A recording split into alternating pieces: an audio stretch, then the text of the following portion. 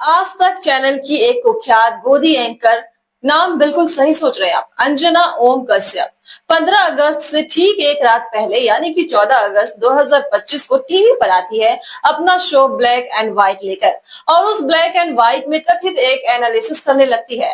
Analysis ये कि partition का मकसद पूरा हुआ कि नहीं हुआ, पार्टीशन का मकसद पूरा होने ना होने से भारत की आज की जनता को क्या फर्क पड़ता है।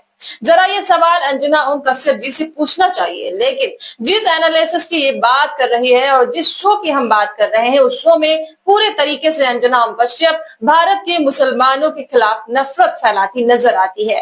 वो कहती है कि जितने लोग भारत छोड़कर पाकिस्तान गए, उतने लोग पाकिस्तान छोड़कर भारत नहीं आए, लिहाजा पार्टीशन का जो मकसद था वो पूरा ही नहीं हुआ, यानी कि पार्टीशन विफल रहा।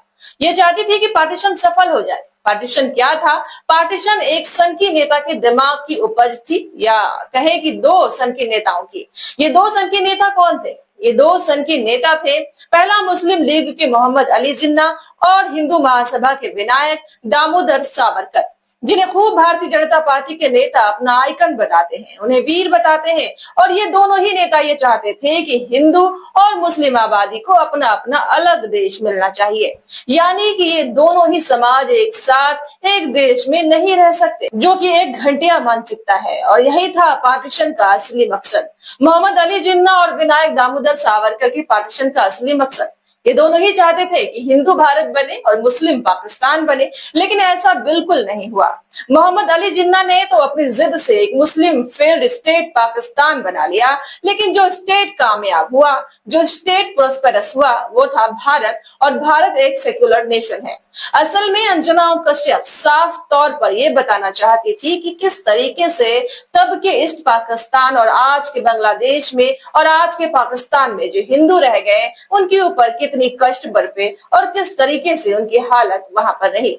लेकिन भारत में तो मुसलमान एकदम पुरस्परस है। इस बात से इनको तकलीफ होती है, इस बात से इनको तकलीफ होती है कि भारत एक शांतिपूर्ण देश है, जिसमें तमाम तरीके के समाजों के अलग अलग बिलीफ्स को फॉलो करने वाले लोगों को समान अधिकार मिले। ये कार्यक्रम, जैसा कि मैंने पहले आपको बताया, 15 अगस्त से ठीक एक रात पहले 14 अगस्त की रात को आज तक चैनल पे एयर हुआ। एयर होते ही तमाम तरीके के रिएक्शन निकलकर सामने आने लगे। इतिहासकार अशोक कुमार पांडे लिखते हैं कि भारत विभाजन जिन्ना और सावरकर का मकसद था, जिसे भारत की जनता ने पूरा नहीं होने दिया। हिंदुओं और मुसलमानों को अलग देश बनाना जिन्ना और सावरकर का मकसद था, इस देश की जनता का नहीं। सवाल यह है कि जिन्ना का मकसद पूरा नहीं हुआ, इससे अंजना क्यों दुखी है? साफ बात है, मकसद पूरा नहीं हुआ, ये तो अच्छी बात है। एक रेडिकल नेता का, एक कट्टरपंथी नेता का मकसद पूरा नहीं हुआ, ये तो अच्छी बात है। अंजना जी को खुश होना चाहिए इस बात पे, लेकिन नहीं, इनको इस बात से दुख होता है। वे चाहती थी कि जिन्ना और सावरकर के मकसद पूरे हो जाए। जर्नलिस्ट आरफा खानम सिरवानी इसी वीडियो को एक ट्वीट करते हुए लिखती है कि this is not a commentary on partition, this is not a analysis on Pakistan, this is pure hate speech and at 200 million Indian Muslim. विभाजन का मकसद पूरा नहीं हुआ, लेकिन आज तक मुसलमानों के खिलाफ नफरत फैलाने का मकसद पूरा हो गया। ये बड़ी शर्मनाक बात है। रोहिणी सिंह सीधे तौर पर कहना चाहती है कि ये जो खबर प्रकाशित हुई है इस चैनल पर, आज तक पर, ये सरासर शर्मनाक है और चैनल के मालिक को इस पर शर्म आनी चाहिए। इतिहासकार इरफान हबीब इसके बारे में लिखते हैं कि इसमें कोई ऐतिहासिक तथ्य नहीं है। ये पूरा कार्यक्रम एक सोची समझी साजिश है, जिसमें नफरत के सिवा कुछ नहीं है। दुखद है कि ये सब 14 अगस्त को ही किया गया, आजादी से ठीक एक दिन पहले। कोई ऐतिहासिक तथ्य इस बारे में नहीं है। पार्टीशन भारत के इतिहास का एक खून से सना पन्ना है, जिसे हम बार बार पलटते हैं, बार बार इसी की बात करते हैं।